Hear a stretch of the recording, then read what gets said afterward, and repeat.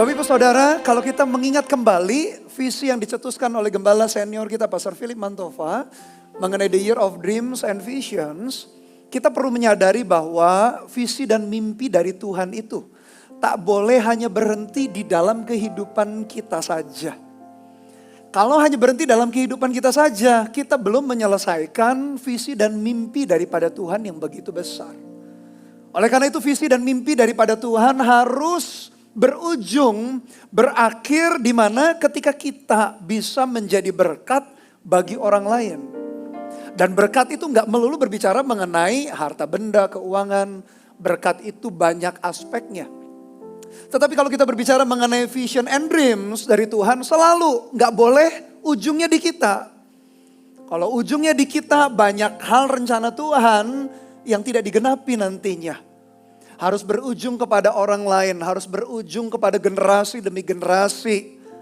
Jadi sambil kita menikmati anugerah Tuhan, visi mimpi Tuhan yang begitu besar itu, akhir endingnya harus berujung di sekitar kita. Orang-orang itu mengalami yang namanya berkat dan anugerah Tuhan. Yang setuju katakan amin. Amin.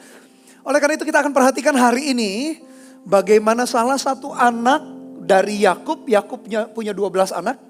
Salah satu anaknya namanya Yusuf. Yusuf itu begitu luar biasa. Nanti kita lihat bagaimana berkat yang terbaik dia peroleh. Kenapa Yusuf itu jadinya istimewa?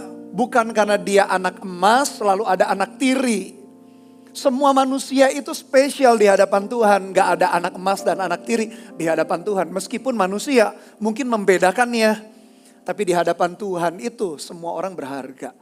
Tapi unik sekali kita akan belajar dari kisah Yusuf. Kenapa? Bahkan nanti berkat Yakub yang diucapkan diulang sama Musa. Ada 6 perkataan yang terbaik, yang terbaik, yang terbaik, yang terbaik, yang terbaik, yang terbaik. 6 kali yang terbaik itu Yusuf terima. Kita akan belajar dari firman Tuhan. Kenapa kok bisa begitu?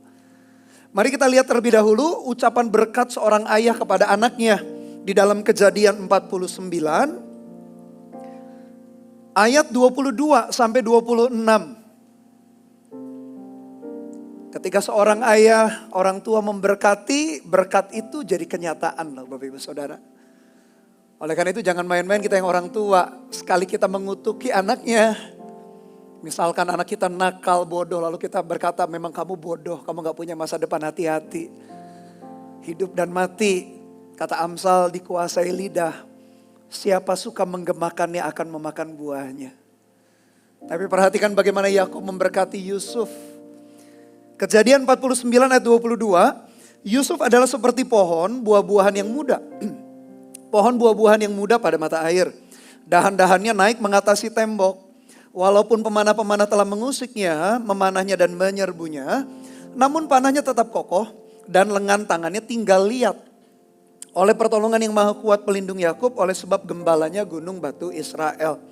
Oleh Allah ayahmu yang akan menolong engkau, dan oleh Allah yang maha kuasa yang akan memberkati engkau, dengan berkat dari langit di atas, dengan berkat samudra raya yang letaknya di bawah, dengan berkat buah dada dan kandungan. Ayat 26, berkat ayahmu melebihi berkat gunung-gunung yang sejak dahulu, yakni yang paling sedap di bukit-bukit yang berabad-abad. Semuanya itu akan turun ke atas kepala Yusuf, ke atas batu kepala orang yang teristimewa di antara saudara-saudaranya.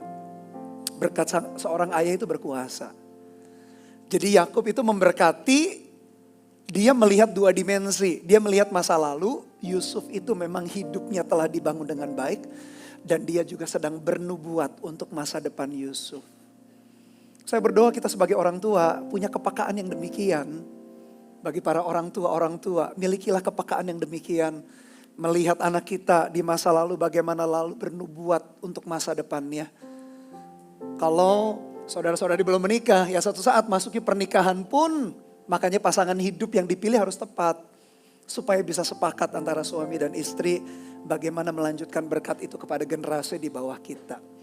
Nah kita perhatikan apa sih yang membuat Yusuf itu dipanggil ke atas kepala Yusuf orang yang teristimewa. Kenapa dia disebut teristimewa? Mari kita lihat ayat yang ke-22 Kejadian 49. Yusuf adalah seperti pohon buah-buahan yang muda. Pohon buah-buahan yang muda pada mata air. Alkitab selalu menggunakan istilah atau terminologi berbuah atau pohon yang berbuah. Perjanjian lama menggunakan demikian, perjanjian baru pun satu saat Yesus mengutus murid-murid, lalu Yesus berkata begini, pergilah hasilkanlah buah. Kenapa Alkitab kita pakai terminologi atau istilah berbuah? Kalau kita suka nanam tanaman berbuah-buahan, buah menunjukkan yang pertama pohon itu sehat. Betul Bapak Ibu Saudara, kalau pohon buah-buahan ya memang ada pohon-pohon yang bukan dicari buahnya, ada bunganya atau daunnya. Tapi kalau kita berbicara mengenai pohon yang kita cari memang buahnya, pohon itu berbuah menunjukkan pohon itu sehat. Yang kedua, selalu buah itu tidak pernah dinikmati oleh diri sendiri, oleh pohon. Ada yang lihat jeruk, buah jeruk dimakan pohon jeruknya? Nggak pernah. Selalu buah itu dinikmati oleh pihak lain, entah hewan, binatang atau oleh manusia. Nah, kenapa kerajaan sorga? Kenapa Alkitab kita konsisten? Alkitab kita itu konsisten berarti betul-betul punya prinsip. Perjanjian lama ngomong soal buah, perjanjian baru pun berbicara mengenai buah. Berarti sama seperti pohon, Tuhan itu rindu. Kalau kita, hidup kita, rohani kita, jiwa kita sehat, pasti kita berbuah. Yang setuju katakan amin. Amin. Ciri kita sehat, kerohanian kita sehat, cara berpikir kita sehat, jiwa kita sehat, hidup pernikahan kita sehat, pekerjaan kita sehat, pelayanan kita sehat. Cirinya adalah berbuah. Dan yang kedua, buah itu ingat dinikmati oleh orang lain. Pertanyaannya, apakah hidup kita tanda petik telah dinikmati oleh orang lain? Dinikmati maksudnya gimana Pastor Bernard? Apakah hidup kita itu berdampak, berguna, bermanfaat bagi orang lain atau menyusahkan, merepotkan orang lain atau menghancurkan orang lain? Itu yang Tuhan nilai, itu yang Tuhan lihat. Apakah hidup kita itu ngerepotin orang, isinya itu ngambil keuntungan buat diri sendiri, isinya merepotkan, menyusahkan. Apakah seorang suami ketika pulang ke rumah bukannya membawa damai, bukannya menjadi provider penyedia nafkah, malah merepotkan istri dan anak-anaknya atau kebalikannya. Apakah seorang istri, seorang ibu pulang ke rumah malah membuat rumah tangganya kacau, atau seorang anak ketika pulang rumah dulu kecil nyusahkan, sudah besar, sudah lulus sekolah kuliah pun masih menyusahkan. Patut dipertanyakan apakah kita pohon buah-buahan yang sehat atau tidak. Ternyata berbicara mengenai buah, berbicara mengenai kesehatan tadi yang pertama. Yang kedua berdampak. Itulah sebabnya Yakub ketika lihat perjalanan anaknya. Kan kejadian 49 ini kan kejadian satu pasal terakhir sebelum selesai kejadian 50. Waktu Yakub mau meninggal dunia. Dia melihat anaknya Yusuf di antara 11 anaknya. Dan sebagai informasi kita saja, berkat yang terbaik itu yang diberikan Yakub kepada anaknya cuma 2. Satu ke Yusuf, satu ke Yehuda. Berkatnya unda-undi 11-12. Yehuda pun diberkati, dikatakan tongkat kerajaan pemerintahan tak akan pindah ke suku yang lain. Karena memang nanti dari keturunan Yehuda lahirlah Yesus Kristus. Yaitu bahan khotbah tersendiri ngomong soal Yehuda. Tapi Yusuf ini dapat berkat istimewa karena ayahnya telah melihat sepanjang hidupnya Yusuf telah menjadi berkat, telah menjadi dampak. Oleh karena itu melihat masa lalu Yusuf sambil bernubuat mengenai masa depan Yusuf. Yakub berkata Yusuf itu pohon buah-buahan. Berarti hidupnya telah berdampak, telah berguna. Bapak Ibu Saudara, the year of dreams and vision. Visi mimpi Tuhan yang begitu besar tak boleh berakhir berujung hanya di hidup kita. Harus berakhir di dalam kehidupan orang-orang di sekeliling kita. Mereka harus dijamah hidupnya, diberkati, dipulihkan, dikuatkan. Harus berujung ke orang lain. Gak boleh hanya berhenti dalam hidup kita. Bersyukur buat tuntunan yang begitu luar biasa. Gembala kita Pastor Firman Tova berkata, the year of dreams and visions. Saya aminkan itu sejak awal dicetuskan. Tapi ingat baik-baik, tak boleh berhenti dalam hidup kita. Kalau kita jeli lihat opening clip, ada narasi yang diucapkan oleh gembala kita. Ada salah satu statement. Dikatakan hendaklah hidup kita menjadi berkat bagi bangsa-bangsa. Ingat statementnya beliau di opening clip. Kalau Anda datang gak terlambat. Selalu gak asing dengan klip. Opening clip ibadah kita. Ada narasi yang dicetuskan. Menjadi berkat bagi bangsa-bangsa. Menjadi berkat bagi orang lain. Karena demikianlah the year of dreams and vision itu. Jadi Yusuf hidupnya telah menjadi berkat. Lalu dikatakan dahan-dahannya naik mengatasi tembok. Dahan-dahannya naik mengatasi tembok pohon buah. Tapi dahannya melintasi tembok tetangga. Sampai ke pekarangan tetangga. Di zaman itu Bapak Ibu Saudara hukumnya berlaku demikian. Kalau ada pohon tetangga kita menjulur dahannya ke atas pekarangan rumah kita. Ada buahnya. Nah buahnya itu haknya kita di zaman itu. Kalau di zaman ini gak tahu. Ya, jangan tadi Pastor Bernard berkata, itu pohon tetangga lumayan tuh. Mangganya ada di atas pekarangan kita, langsung kita ambil. Bisa bermasalah sama pemiliknya. Di zaman itu, begitu dahannya menjulur ke tembok kita, melewati tembok dia lalu masuk ke pekarangan kita. Nah buah di atas pekarangan kita, itulah milik kita.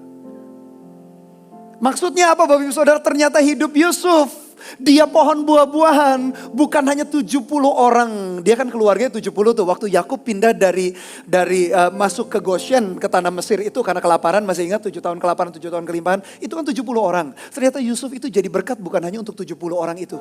Tapi dahannya telah melewati tembok. Berarti hidupnya dia telah berguna, telah bermakna. Melewati batasan-batasan. Bahkan tetangganya pun diberkati. Orang yang dia gak kenal pun diberkati. Itulah yang menyebabkan Yusuf menjadi seseorang yang teristimewa, dahannya melewati tembok. Kalau kita diibaratkan pohon buah-buahan, dahan kita melewati tembok, puji Tuhan. Tapi berbuah enggak? Jangan-jangan cuman merontokkan daun, ngotorin pekarangan tetangga kita. Apakah tetangga kita bisa mendapatkan dampak dari dalam hidup kita? Yusuf seperti pohon buah-buahan, dahannya melewati tembok. Orang bisa menikmati hidupnya. Luar biasa, Tuhan panggil itu. Visi dan mimpinya begitu besar. Tetapi di dalam perjalanan menjadi berkat. Menjadi dampak bagi orang lain gak mudah. Mari kita lihat ayat 23. Perikop yang sama, Kejadian 49. Walaupun pemanah-pemanah telah mengusiknya, memanahnya dan menyerbunya, namun panahnya tetap kokoh dan lengan tangannya tinggal liat. Ternyata jadi berkat, prosesnya gak mudah. Pemanah-pemanah menyerbu, mengusiknya. Kalau kita pelajari kembali kisah Yusuf dalam Alkitab kita. Waktu dia masih remaja, masih 17 tahun. Kakak-kakaknya mau membunuh dia, gak jadi, dimasukkan ke sumur kering. Akhirnya dijual menjadi budak. Akhirnya mampirlah dia, tibalah dia di Mesir. Bekerja sudah dengan enak. Dia ngikutin ritme orang Mesir, kebiasaannya. Semuanya dia ikuti, akhirnya dia menjadi kepala pelayan di atas rumah Potifar tadi. Istri Potifar, tante Pot itu suka daun muda. Diulang-ulang membujuk dia dari hari ke hari untuk tidur dengan dia. Jelas firman Tuhan mengatakan demikian. Tapi Yusuf itu tak mau tergoda. Akhirnya ketika dia sudah kerja dengan enak, karirnya meningkat, difitnah, masuk penjara. Masuk penjara, jadi tangan kanan kepercayaan kepala penjara. Dia mengertikan juru minuman dan juru roti. Mimpinya diartikan dengan akurat sekali. Juru roti digantung 3 hari kemudian, juru minum kembali kepada tugasnya. Itu pun masih dilupakan 2 tahun. Ternyata Bapak Ibu Saudara, untuk Yusuf menjadi berkat. Hidupnya seperti pohon buah-buahan untuk supaya dahannya melewati tembok, memberkati tetangga. Ternyata gak mudah prosesnya. Tapi disitulah Tuhan izinkan prosesnya terjadi supaya Yusuf betul-betul mengandalkan Tuhan. Dalam The Year of Dreams and Visions, ending ujungnya harus menjadi berkat kita bagi orang lain. Tetapi di dalam proses menjadi berkat, Tuhan izinkan proses demi proses terjadi. Dan kita sebagai anak-anak Tuhan tak boleh putus asa. Proses yang begitu sengit, yang begitu seru yang terjadi di dalam hidup kita, tak boleh membuat kita patah arang dan putus asa. Yang setuju katakan amin. Amin. Bapak Ibu Saudara, ternyata hidup kita tak selemah itu. Kalau kita ingat kisahnya Daud, saya selalu mengingatkan diri saya mengenai Daud. Daud itu tidak pernah bisa dikalahkan oleh Goliat yang tingginya hampir 3 meter. Mungkin setinggi plafon ini. 3 meter. Daud hanya ambil saja batu licin 5. Tapi gak perlu percobaan 1, 2, 3, 4 gagal. Meleset semua, baru percobaan kelima berhasil karena dahinya Goliat. Gak perlu, di percobaan pertama dia langsung berhasil. Daud itu gak pernah dikalahkan oleh Goliat. Tapi tahu gak Bapak Ibu Saudara, Daud kalahnya kapan? Ketika zaman raja-raja berperang, Daud nyaman, santai, rileks, nikmati kehebatan, kemenangan, kejayaannya. Pada zaman raja berperang, dia santai di atas soto istananya, jalan-jalan di atas soto istananya, lihat wanita mandi namanya Batsheba. Batsheba diambil jadi istrinya, suaminya Uria dibunuh dengan cara yang mengerikan. Daud kalah ketika dia nyaman, ketika dia mapan. Oleh karena itu hati-hati dengan kenyamanan, kemapanan kita. Kita manusia ngejarnya nyaman dan mapan kan. Kalau gak nyaman dan mapan gak enak. Padahal nyaman dan mapan itu punya efek samping. Efek sampingnya membuat kita tergelincir dan jatuh. Bapak Ibu Saudara pernah gak kepeleset entah lagi naik kendaraan. Ya kendaraan roda 2 pastinya ya. Kalau mobil kan kepeleset ya mungkin bisa juga. Atau lagi berjalan kepeleset itu karena menginjak batu kecil, batu kerikil, pasir atau lantai licin. Atau kita tergelincir jatuh karena nabrak batu besar. Kalau nabrak batu besar ya batunya sudah gede, kita tabrak ya keterlaluan juga. Tapi kalau pasir maklum, karena kecil kita pikir gak mungkin bisa menjatuhkan kita. Ternyata buak jatuh juga. Nyaman, mapan, bahaya kalau ujungnya di hidup kita. Makanya Tuhan tuh gak pernah desain semua itu berkat akhirnya bertumpu atau berujung berakhir di hidup kita. Kita bisa jatuh. Daud itu gak pernah dikalahkan oleh Goliat. Dia mau raksasa kayak gitu dia kalahkan. Singa beruang dia kalahkan. Dia kalah ketika dia nyaman, dia mapan. Dia pikir sudah di atas angin. Karena di atas angin, masuk angin dia. Masuk angin jatuhlah. Jadi tantangan di dalam hidup kita Bapak Ibu Saudara, saya yakin tak pernah bisa menghancurkan kita anak-anak Tuhan. Karena Yesus itu di dalam diri kita. Dia terlebih besar dari apapun juga. Bukan karena kita hebat, bukan karena kita kuat. Tapi karena Yesus ada dalam diri kita gak mungkin jatuh. Kecuali kita memang memutuskan untuk jatuh atau memutuskan untuk menyerah. Ya sudah habislah hidup kita. Tapi sepanjang kita gak menyerah dalam hidup, kita tetap tahu bahwa Yesus ada di dalam diri kita. Tantangan di luar kita, raksasa-raksasa itu tak akan pernah mampu membanting, menghancurkan kita. Gak akan pernah. Karena terlanjur terlalu kuat kita. Karena ada Yesus. Karena ada Tuhan kita. Sama juga perjalanan kembali ke kisah Yusuf. Yakub ayahnya berkata, meskipun menyerbu Yusuf demikian. Kakak-kakaknya nyerbu, istri Potifar nyerbu, semuanya nyerbu. Tangannya tetap tinggal lihat katanya. Tetap tak tergoyahkan. Lalu ayahnya mengingatkan Yusuf. Nak, ingat ya. Meskipun orang lain coba menjatuhkan, kamu tetap jadi berkat karena ini loh. Papahnya mengingatkan. Kita kembali pembacaan kita ayat yang ke-24 bagian B. Ayahnya mengingatkan demikian. Oleh pertolongan yang maha kuat, pelindung Yakub. Lalu yang kedua oleh sebab gembalanya. Yang ketiga batu Israel. Dan oleh Allah ayahmu, yang keempat Allah ayahmu yang akan menolong engkau. Dan oleh Allah yang maha kuasa yang akan memberkati engkau. Yakub mengingatkan, nah ingat ya. Kamu seperti pohon buah-buahan, kamu berdampak, berguna. Bahkan engkau rantingmu melewati tembokmu. Memberkati tetangga, ingat ya. Karena Tuhan yang menyertai, bahkan disebutnya oleh Yakub 5 titel atau 5 gelarnya Tuhan. Yang pertama tadi diingatkan bahwa Tuhan itu adalah Allah yang maha kuat. Maha kuat itu perkasa. Perkasa itu artinya Tuhan kita itu adalah Tuhan yang mampu, yang mahir melakukan hal-hal yang mustahil. Yang setuju Tuhan kita ahli mampu melakukan hal yang mustahil. Yang setuju katakan amin. Amin. Dia Allah yang maha kuat. Ada hal mustahil dalam hidup kita, berarti Anda di jalan yang tepat untuk lihat mujizat. Karena memang spesialtinya Tuhan melakukan perkara-perkara yang adikodrati, yang supranatural di luar kekuatan kita. Yakub memberitahukan anaknya, nah ingat, engkau jadi berkat itu karena Allah yang maha kuat. Allah yang melakukan mujizat, tanda-tanda heran.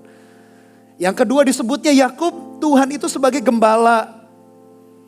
Karena memang Yakub dengan sekeluarga itu pekerjaannya gembala. Nah gembala itu pekerjaan kekejian bagi orang Mesir. Yakub mengingatkan, nah ingat gak kita gembala itu, kita itu pasti menuntun domba-domba kita ke air tenang seperti Mazmur 23, Mazmur Daud itu. Kasih rumput, demikian Tuhan kita nak. Tuhan kita itu gembala. Gembala itu, Yesus bahkan sendiri berkata Yohanes 10, gembala yang baik menyerahkan nyawanya bagi domba-dombanya. Kita punya Tuhan yang demikian rupa. Jangan tinggalkan Tuhan kayak kita. Karena Tuhan yang lain gak ada yang kayak Tuhan kita, Tuhan Yesus. Dia gembala. Yakub mengingatkan meskipun pekerjaan gembala kekejian buat orang Mesir. Mereka tinggal di tanah Goshen, tanah yang terbaik di Mesir. Tapi tetap ayahnya berkata, nak, Tuhan itu gembala. Oleh karena itu Daud berkata, Tuhan adalah gembalaku yang baik. The Lord is my shepherd, I shall not want. Seolah-olah dikatakan aku gak perlu yang lain. Ketika kita ikut Tuhan, ayat yang terakhir yang ke-6, kebajikan dan kemurahan mengikuti aku seumur hidupku. Sehingga saya punya keyakinan, berkat promosi, peninggian itu bisa diperintahkan Tuhan untuk mengunjungi rumah kita. Yang setuju katakan amin. Tapi masalahnya alamat kita alamat asli atau alamat palsu, Bapak Ibu Saudara. Bukan hanya sekedar rumah bangunan fisik.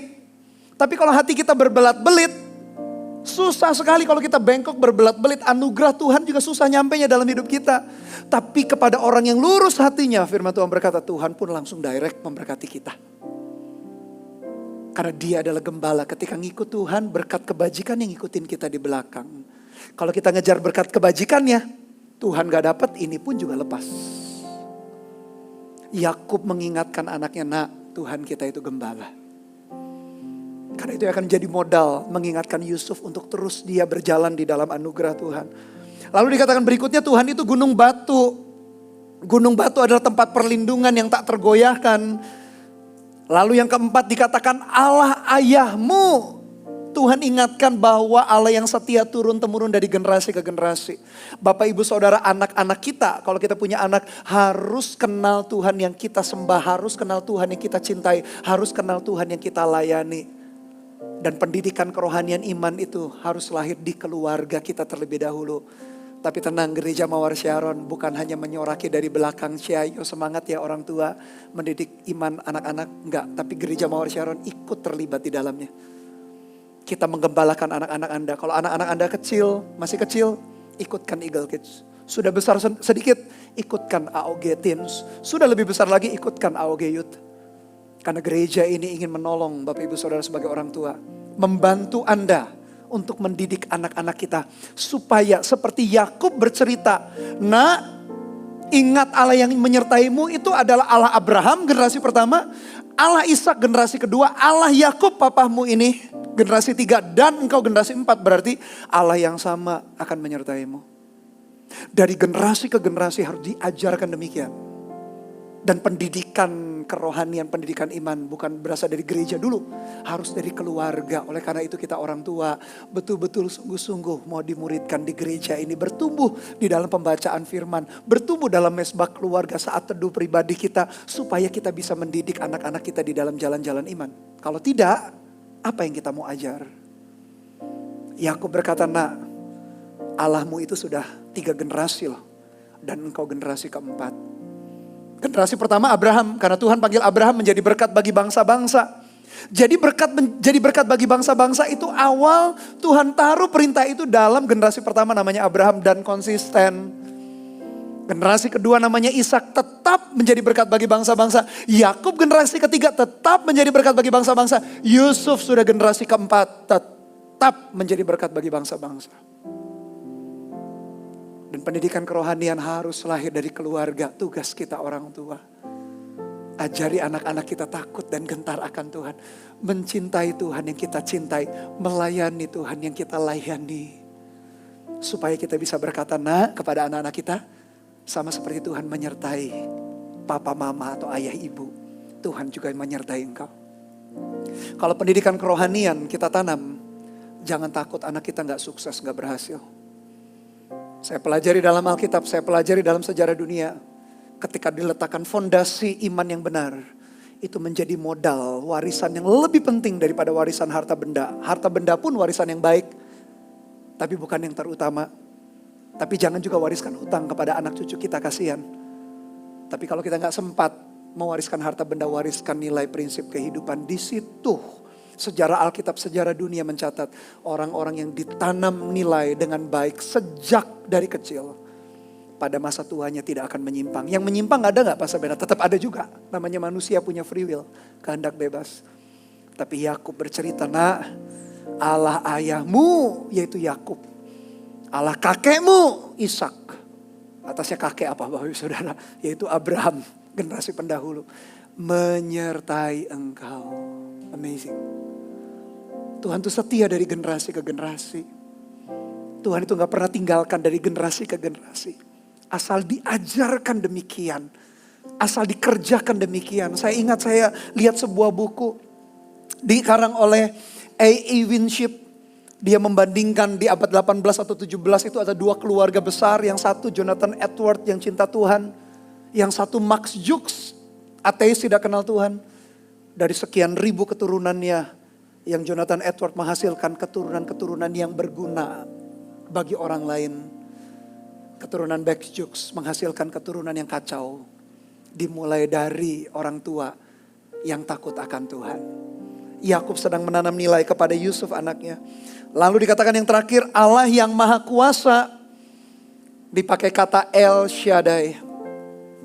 Allah yang maha kuasa. El Shaddai juga digambarkan seperti seorang ibu. Maaf, yang menyusui anaknya. El Shaddai pun digambarkan demikian. Bukan hanya Allah yang perkasa saja. Tapi seperti seorang ibu yang menyusui anaknya. Anak yang gak bisa cari makan itu. Waktu masih kecil kan. Disusui oleh ibunya supaya bertumbuh. Supaya betul-betul berkembang. Demikianlah Tuhan kita. Tuhan kita lah yang mendidik. Tuhan kita lah yang menuntun kita. Untuk kita bisa bertumbuh. Untuk menjadi berkat, ternyata Yusuf mengalami tantangan yang luar biasa berat. Tapi Yakub sebagai ayahnya mengingatkan, nak, pemanah-pemanah menyerbumu tapi tanganmu tetap tinggal lihat. Karena Allahmu itu menyertai. Tadi disebut 5 gelar Tuhannya. Yang terakhir Tuhan kita itu El Shaddai, Allah yang maha kuasa. Itu yang membuat Yusuf semakin diyakinkan, semakin diteguhkan di dalam perjalanan kehidupannya untuk menyelesaikan sampai akhir. Kita lihat ayat yang ke-26, perhatikan Bapak Ibu Saudara. Berkat ayahmu melebihi berkat gunung-gunung yang sejak dahulu, yakni yang paling sedap di bukit-bukit yang berabad-abad. Semuanya itu akan turun ke atas kepala Yusuf, ke atas batu kepala yang dikatakan apa Bapak Ibu Saudara? Teristimewa. Saking istimewanya katanya bahasa sekarang jadi istimiwir Bapak Ibu Saudara. Kenapa batu kepalanya istimewa? Apa gaya rambutnya? Enggak peduli gaya rambut kita kayak apa. Ada rambut atau tidak ada rambut. Yang penting batu kepalanya itu teristimewa. Teristimewa apakah karena Yusuf begitu spesial buat Tuhan sehingga Tuhan melihat anak lain, anak tiri? Ternyata bukan begitu.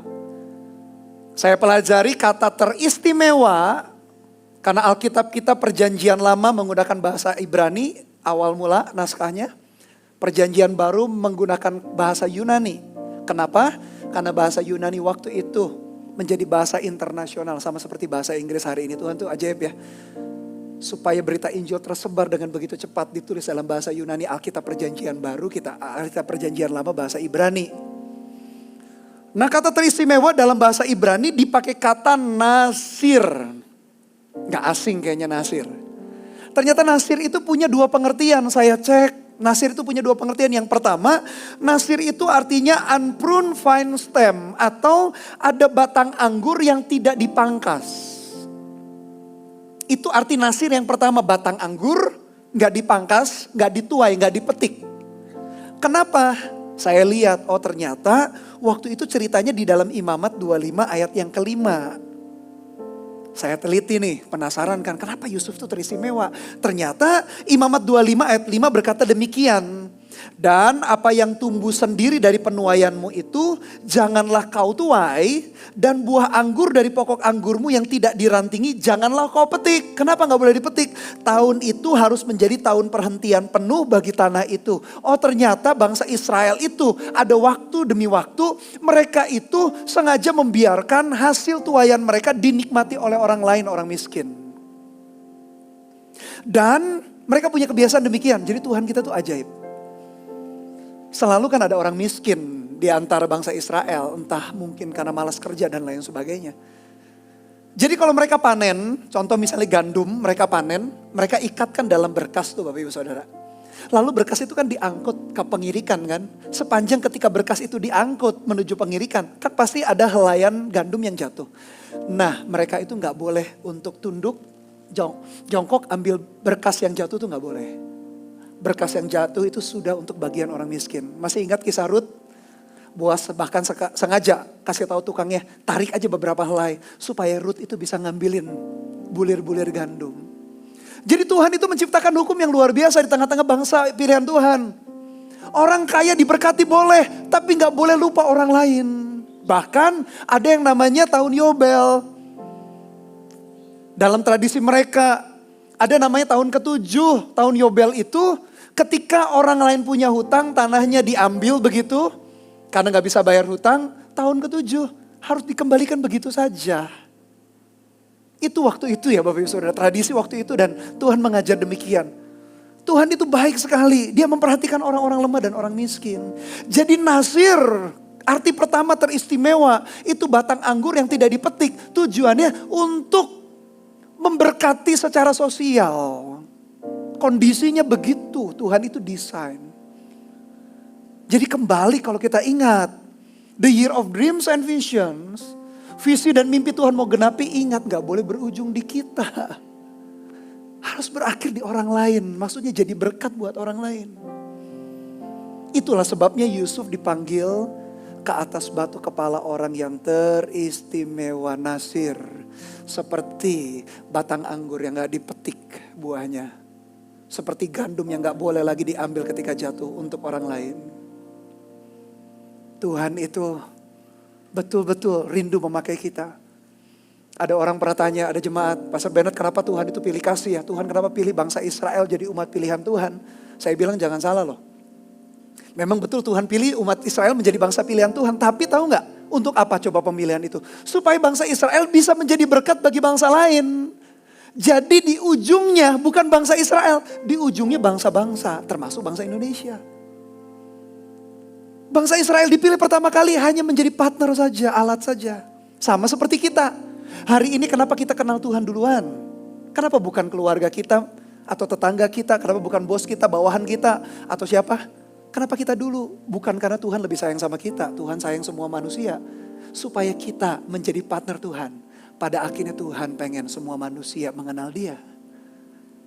Itulah sebabnya kalau kita berbicara mengenai the year of dreams and vision, gak boleh kita hanya sempit memandang kita saja. Yang penting aku sukses, berhasil, kaya, raya, hebat, nyaman, that's it. Gak boleh. Bukan itu. Kalau itu yang kita lihat, kita gagal paham. Ujungnya harus orang lain. Kenapa Tuhan pilih kita pertama kali? Seperti Tuhan pilih pertama kali Israel. Karena ujungnya bangsa-bangsa supaya diberkati. Di generasi pertama Tuhan sudah sebutkan. Abraham kau dipanggil keluar. Padahal Abraham itu sudah orang kaya. Dia gak kurang apa. Tapi dipanggil keluar dari Ur Kasdim. Lalu Tuhan sebutkan supaya. Tuhan sebutkan itu 7 berkat. 7 itu buat bangsa Israel itu simbol. Berarti penuh. Tuhan tuh kalau memberkati itu gak setengah-setengah. Penuh, utuh, komplit. Semua bidang kehidupan. Tapi berkat yang paling tinggi berkat terakhir. Apa itu? Supaya kamu menjadi berkat bagi bangsa-bangsa. Olehmu semua kaum di muka bumi menjadi berkat. Itu berkat paling tinggi. Meskipun Tuhan berbicara soal 6 berkat yang lain. Sejak awal Tuhan panggil Abraham sudah diletakkan panggilan yang demikian. Bukankah kita keturunan Abraham secara rohani? Tuhan manggil yang sama. Jadi gak boleh sempit.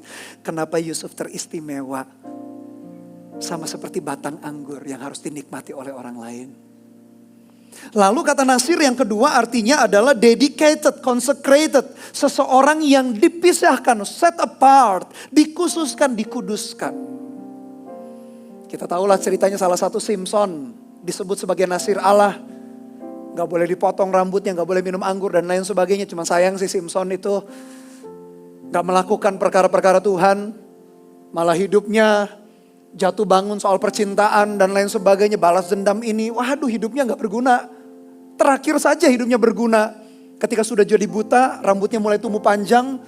Dia diejek-ejek, jadi pelawak.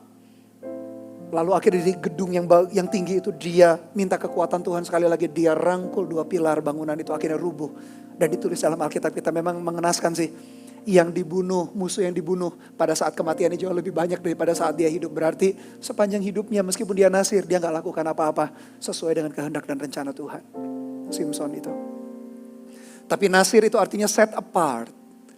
Bukankah hidup kita juga dipisahkan, dikhususkan, dikuduskan? Ingat 1 Petrus 2 ayat 9. Dikatakan tetapi kamulah bangsa yang terpilih, imamat yang rajani, bangsa yang kudus, umat kepunyaan Allah sendiri. Supaya kamu memberitakan perbuatan-perbuatan yang besar dari Dia yang telah memanggil kamu keluar dari kegelapan kepada terangnya yang ajaib. Kenapa kita dipisahkan, dikhususkan? Kenapa semua kita jadi nasir?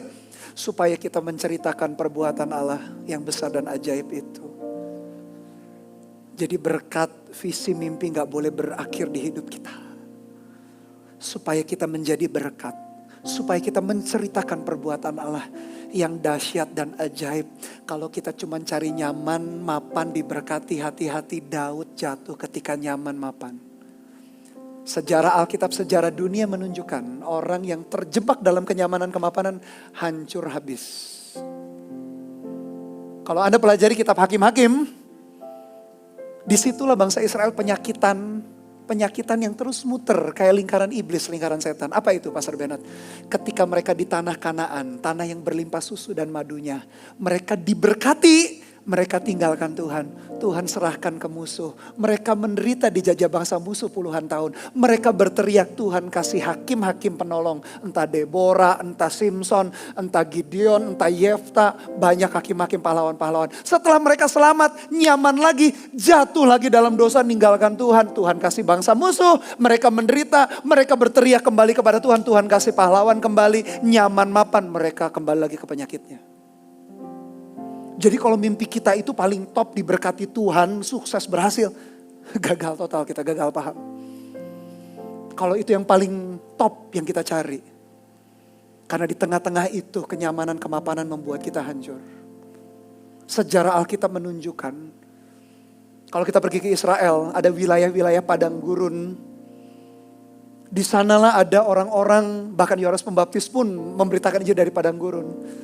Sejarah Alkitab kita pun mencatat. Dari generasi ke generasi muncul orang-orang yang di padang gurun hidup, struggle begitu rupa. Tapi mereka menjadi orang-orang yang berguna, mereka jadi orang-orang yang finishing well, menyelesaikan pertandingan iman sampai akhir. Jadi kalau kita hari ini penuh tantangan, masalah di sana sini, saya yakin masalah juga akan selesai juga. Tapi yang kita kejar bukan hanya selesai lalu that's it. Setelah itu ya sudah. Jangan begitu Bapak Ibu Saudara, Tuhan panggil kita untuk kita menceritakan perbuatan Tuhan yang besar dan ajaib. Jangan terjebak dalam kenyamanan, kemapanan. Oleh karena itu Gereja Mawar Sharon dari waktu ke waktu mengundang, mengajak Bapak Ibu Saudara, mari melayani bersama-sama dengan kami. Mari dimuridkan supaya kita memuridkan yang lain. Mari mengalami pemulihan dalam keluarga supaya engkau bisa memulihkan keluarga yang lain.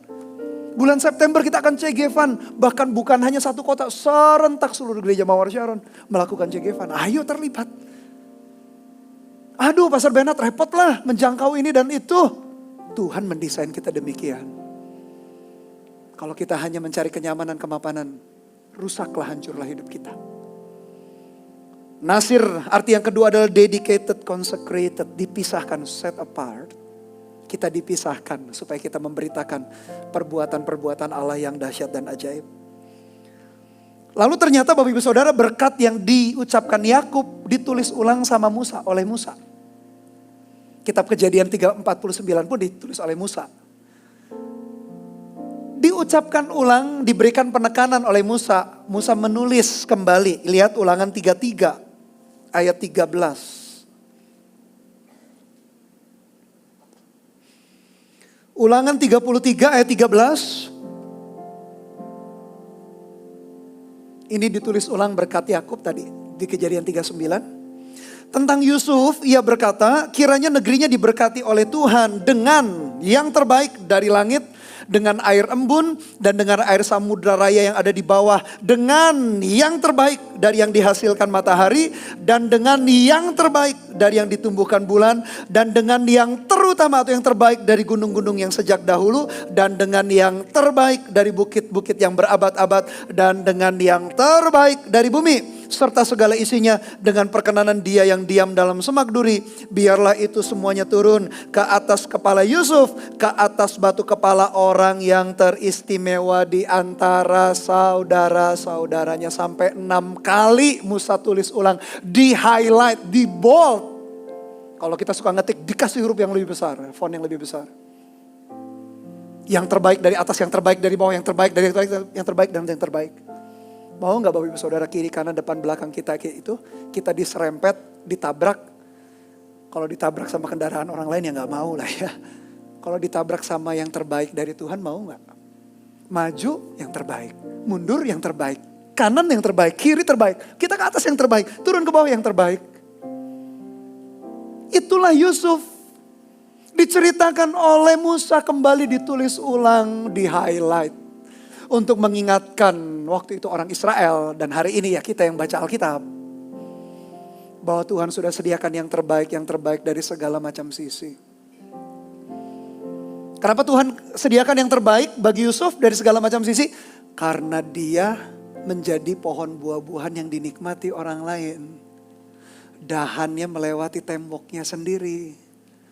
Kalau Yusuf hidup hanya untuk diri sendiri, Tuhan gak kasih. Tapi karena hidupnya dia tahu bahwa dia dipanggil untuk menyelesaikan rencana dan kehendak Tuhan. Karena Yusuf sadar bahwa hidupnya bukan untuk dirinya sendiri. Tuhan gak segan-segan, gak keberatan. Dari langit kasih yang terbaik, dari tanah yang terbaik, dari situ yang terbaik, dari situ yang terbaik. Dari segala macam penjuru mata angin dikasih yang terbaik. Ketika kita punya sikap hati yang demikian sebagai nasir, seperti batang anggur yang dipetik untuk orang lain. Seperti seseorang yang dikursuskan, dikuduskan, consecrated. Ketika kita punya sikap yang demikian, tak heran Tuhan selalu memberikan yang terbaik dalam hidup kita. Lalu apakah yang terbaik itu ukurannya harus seperti Yusuf? Ya enggak juga. Tuhan biarkan Tuhan dengan takarannya masing-masing. Tuhan punya ukurannya masing-masing di dalam hidup kita. Enggak semua kan berujung seperti Yusuf harus jadi Perdana Menteri atau orang nomor 2 di bangsa itu. Enggak selalu kan. Setiap kita harus jadi wakil presiden misalkan. Lah kalau semua kita jadi wakil lah, siapa penduduknya?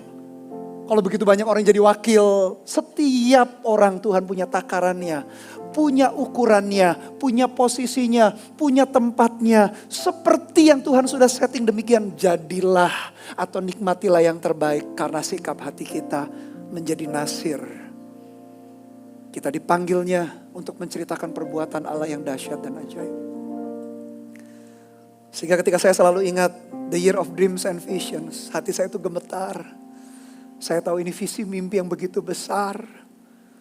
Yang Tuhan sampaikan lewat gembala kita, Pastor Philip Mantowo. Saya berkata, wow Tuhan berikan kami kemampuan untuk mempersiapkan diri, untuk memandangnya dengan benar. Enggak boleh berujung dalam hidup kita. Harus berujung berakhir di orang lain. Di bangsa-bangsa, di generasi di bawah kita. Hidup kita singkat dan sementara di atas muka bumi, Bapak Ibu Saudara. Ayub berkata, kita lahir telanjang, kembali kepada Dia pun telanjang, maksudnya tak bawa apa-apa. Apa yang kita kumpulkan harusnya bukan berhenti dalam hidup kita. The year of dreams and visions harus berujung di orang lain. Harus berujung menjadi berkat bagi bangsa-bangsa. Harus berujung di orang-orang yang akhirnya mengenal Tuhan lewat hidup kita. Entah orang itu mungkin dipulihkan keluarganya, diberikan lapangan pekerjaan, mempunyai kehidupan, itu pun jadi berkat. Tapi saya yakin berkat paling tinggi adalah seseorang menerima Tuhan Yesus sebagai Tuhan dan Juru Selamat, itu berkat top of the top. Gak ada berkat yang lebih tinggi. Mengkonselingi pernikahan itu jadi berkat gak? Saya percaya jadi berkat. Memberi pekerjaan buat orang yang gak punya pekerjaan jadi berkat gak? Saya percaya itu jadi berkat. Ngasih makan ke orang miskin lah, itu jadi berkat gak? Jadi berkat. Saya setuju, itu pun jadi berkat. Tapi ingat, berkat-berkat jasmani itu toh pada akhirnya tetap kita pun akan kembali ke dalam kekekalan. Masalahnya kan kekekalan itu ditentukan hari ini kita kenal Tuhan Yesus atau tidak. Jadi kalau hari ini kita mengenal Tuhan, hari ini kalau diberkati Tuhan, hari ini kalau disertai Tuhan, hari ini kalau bisa melayani, menerima anugerahnya, ngalami anugerah yang luar biasa kaya itu, jangan berujung dalam hidup kita. Oleh karena itu gereja Mawar Sharon mengerti dari waktu ke waktu kita dilatih melayani, kita dilatih memberi, kita dilatih menjangkau jiwa. Mungkin ada orang yang berkata, aduh gereja Mawar Sharon kok ngomong lagi jiwa-jiwa, ngomong lagi jiwa-jiwa. Ya karena hati Tuhan ada di sana. Gimana caranya kita gak ngomong itu Bapak Ibu Saudara? Gimana caranya kita gak bicara soal melayani? Loh, Tuhan datang ke atas muka bumi bukan untuk dilayani, tapi untuk melayani, bahkan memberikan nyawanya. Bagaimana mungkin kita tidak menceritakan apa yang Tuhan, apa isi hati Tuhan. Dari waktu ke waktu kita berbicara demikian. Karena kita menyadari, gereja ini menyadari, kita dipanggil Tuhan jadi berkat. Jangan egois. Tapi untuk jadi berkat tak perlu juga untuk kita sampai di level tertentu diberkati baru kita jadi berkat. Di level manapun kita bisa jadi berkat. Pastor Bernard, hari ini kami masih bergumul soal penyakit. Masa kami harus doakan orang lain supaya dapat kesembuhan? Kita aja belum dapat kesembuhan, gak apa-apa. Go doakan orang yang sakit. Mungkin orang lain cepat dapat kesembuhannya, Anda mungkin lebih belakangan. No problem. Tuhan itu punya waktunya kok. Tenang saja. Tuhan itu tahu cara take care. Cara melindungi kita, cara merawat kita, memelihara kita, Dia tahu. Dan ayat terakhir ini kesimpulan dari hidupnya Yusuf sendiri. Kejadian 50 ayat 20. Kejadian 50 ayat 20. Ini perkataan Yusuf juga merupakan kesimpulan hidupnya sendiri sekarang. Dia berkata demikian, Kejadian 50 ayat 20, memang dia berkata kepada saudara-saudaranya setelah ayahnya meninggal, kamu telah mereka-reka yang jahat terhadap aku. Tetapi Allah telah mereka-rekakannya untuk kebaikan dengan maksud melakukan seperti yang terjadi sekarang ini. Yakni memelihara hidup suatu bangsa yang besar, atau dalam kalimat yang lain yakni menjadi berkat bagi bangsa-bangsa. Akhirnya Yusuf pun menyimpulkan sepanjang puluhan tahun hidupnya. Dia berkata, kamu boleh merancang rancangan yang jahat, tapi Tuhan pakai rancangan yang sama supaya hidupku dipanggil untuk menjadi berkat bagi bangsa-bangsa. Yusuf menyimpulkan hidupnya demikian. Itulah sebabnya Yusuf menyelesaikan pertandingan iman sampai garis akhir. Dia finishing well.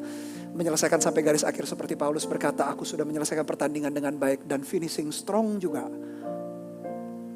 Dia tidak jatuh, tidak ada kemelut itu dan ini. Tidak mengabuse apapun. Dia finishing well, finishing strong. Karena hatinya dia tahu Tuhan panggil dia menjadi berkat bagi orang lain. Bagaimana dengan kita, Bapak Ibu Saudara dan saya?